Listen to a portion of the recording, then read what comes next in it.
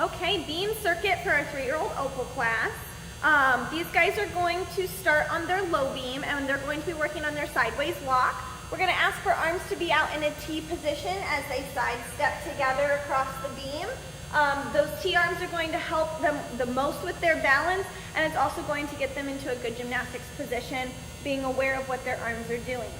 After they do their walk across the low beam, we're going to have them stand up on the trap mat or lie down on the trap mat. And for week 1, we're going to have them lie down on their stomach with their hands off of one side and their legs up on the other.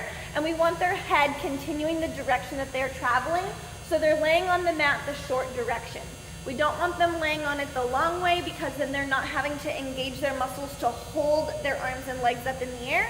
So we want them with the least amount of their body on the mat possible, engaging their muscles into a straight starfish body position on their stomach. On week 2, we're going to ask them to try and do it laying on their back.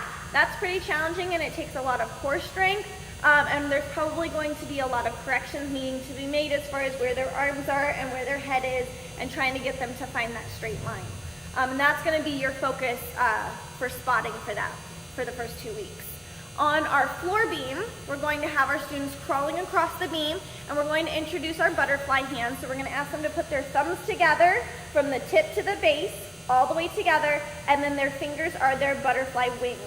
We're going to get them comfortable with that butterfly position while they're in a doggy on the floor beam, and then we're going to ask them to crawl. They don't need to put their thumbs back together at any point, but we want them walking with their thumb turned in on the beam. Then we have the same setup coming back with our low beam, our trap mat, and our floor beam, and they're going to repeat those same stations as they come back this way. And that's it for our 3-year-old Opal class.